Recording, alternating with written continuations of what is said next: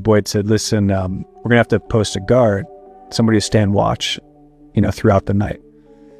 And he says, the guides don't do that, so you guys figure that out.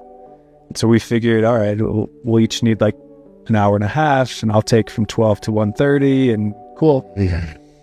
And I got woken up, and immediately it felt right. Like, it just felt right. I stood up, I went and stoked the fire a little bit. I poured myself a cup of tea. I shined the flashlight around to see if there were any eyeballs, because lions and hyenas can come into the camp and cause some trouble.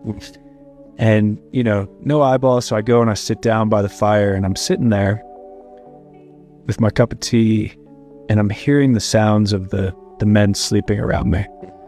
And I realized, with all the crazy stuff I've done in my life, I've never stood watch, never stood guard. And I realized that this was something that our ancestors did all the time. And they would wake up in the middle of the night, and they would be by themselves with their thoughts in nature, surrounded by their tribe, their people, and they'd have that time for themselves. And the people sleeping would know that there was somebody standing watch over them, protecting them. And you, as the watcher, feel this deep sense of responsibility and worthiness and usefulness. And I realized that this has been robbed from us. We no longer have this opportunity that all of our ancestors lived by. And it's one of those things that feels like we feel something's off and we can't put our finger on it. And this is one of those things.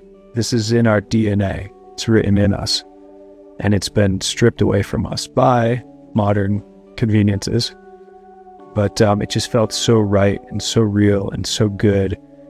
And the person who stood watch before me, Kevin, he wrote me a letter. And it was a beautiful letter. And it touched my soul. And then I wrote the next guy a letter. And then we woke up to learn that everybody had written each other a letter. And it was, for each of us, 6 men, it was one of the highlights of the trip, was getting woken up in the middle of the night to stand watch.